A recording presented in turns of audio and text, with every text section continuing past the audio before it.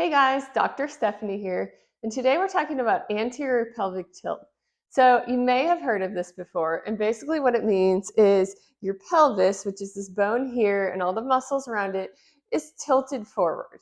So kind of tilted forward, maybe you walk around like this, maybe you feel like you have an excess curve right here. Sometimes it causes back pain because you're curved so much in your lower back. Your belly kind of sticks out a little bit, so maybe you look like you don't have the best posture.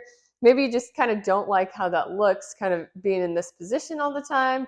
But it can also cause, like I said, back pain. It can cause tightness in your hamstrings, in the back here, in your glutes. It can also cause tightness in your hip flexors because they kind of get shortened here and then they don't get used like they should. So causes a feeling of tightness, but that's also weakness in those muscles because they're not working properly. And then can kind of, like I said, tightness back here, but also because those muscles are just getting stretched out too much. So again, they can feel tight, but they're also weak because they're being stretched out so much they can't function like they should. So we're going to go through some exercises that can help you get into a more neutral position. Now, it's not always a problem to have this anterior pelvic tilt. And it often sounds like it is a problem. And there's a lot of people you'll come across, a lot of things you'll see online that says, if you have anterior pelvic tilt, you need to fix it. It's a big problem. It's not necessarily a problem unless it's causing pain or discomfort. Maybe you have a lot of back pain because you're in this position. Maybe you have hip pain. Then it's important to really focus on getting into a more neutral pelvis position. And that happens when you work on strengthening the deeper core muscles, strengthening your hip flexors, strengthening your hamstrings, and working on some mobility as well. So we're going to go through 5 exercises that can help you get into a more neutral spine position. And they really focus on strengthening the muscles that I was talking about, those hip flexors, strengthening those core muscles, and the hamstring muscles. Because if everything is strong and working together, then it'll keep you in the proper posture, in the proper pelvic position. So for the first exercise, we are going to do a variation of a dead bug. And we're going to use this long, stretchy band here. I just tied a loop at one end because what you're going to do is place this around your foot and then lie on your back. So lie on your back here. You want the other end of the band in the opposite hand here. And so what you're going to do is bring both legs up like this, knees bent, feet up in the air. You can put this arm straight out to the side. And what you're going to do is extend your arm and leg, pulling that band apart. So extend here and then back together. You also want to make sure your core is tight so you can kind of slightly pull your belly button to your spine. If you don't know if you're doing that properly, put your fingers right inside your hip bone and then just slightly pull your belly button down to the floor. And you should feel the muscles kind of pop into your fingers. So you want to do that first and then extend here and then come back together and relax and then tighten again and extend and relax. And you want to repeat this about 10 times. And then you'll take the band and switch to the other side.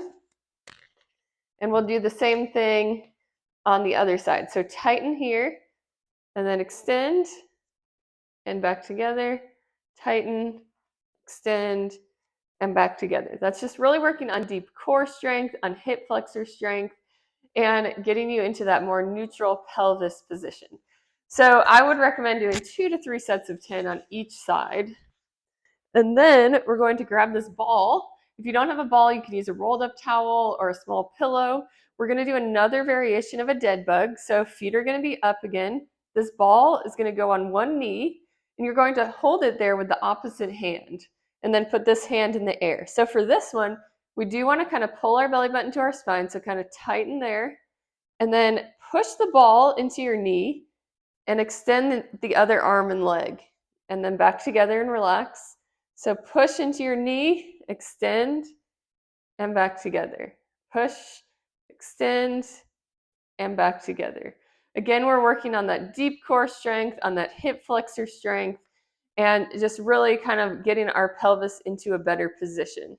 Okay, so then same thing on the other side. So push here, extend, and then come back up, push, extend, and come back up. Again, you want to do about 2 to 3 sets of 10 on each side. Okay, we're going to use the ball for the next one.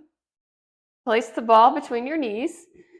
And for this one, we really want to focus on pulling that belly button to your spine, so keeping that core tight, because you're going to squeeze the ball and tap your feet to the floor and come back up.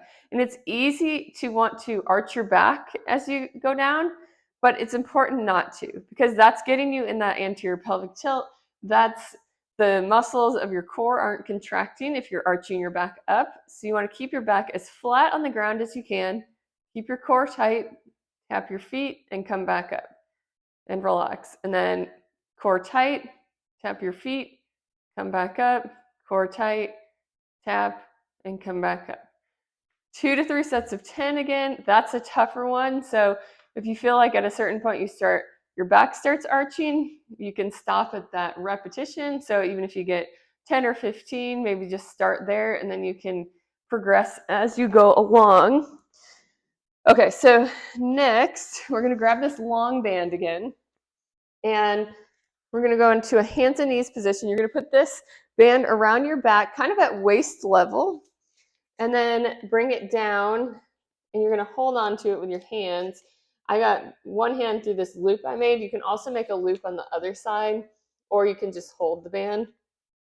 So hands and knees, and what we're going to do is a cat-cow or a cat-camel. So if you've ever done this, same thing, we're just going to do it with a band.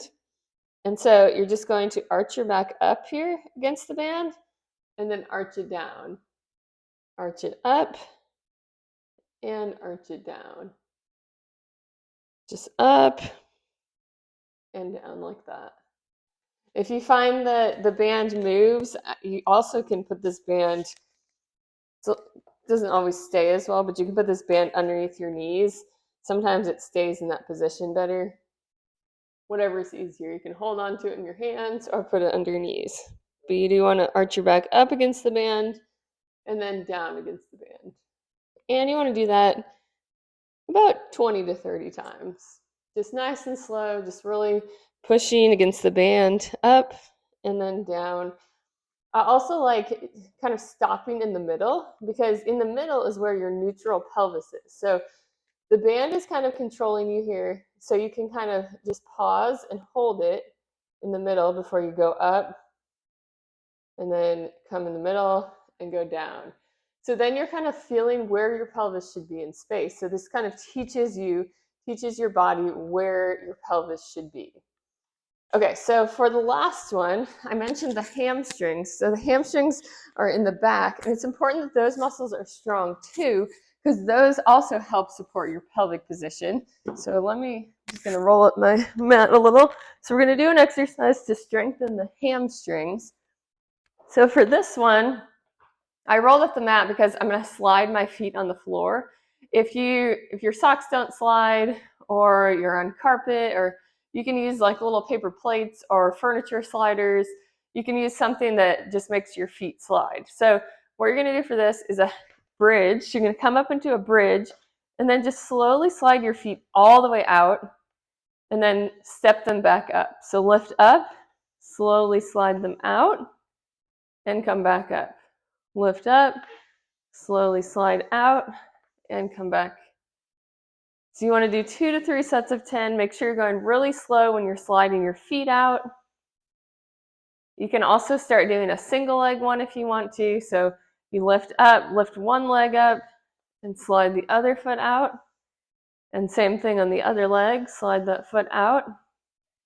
And so if you're doing double leg or single leg, just 2 to 3 sets of 10. You can do one set of 10 that's double leg, and then a set of 10 that is single leg on each side.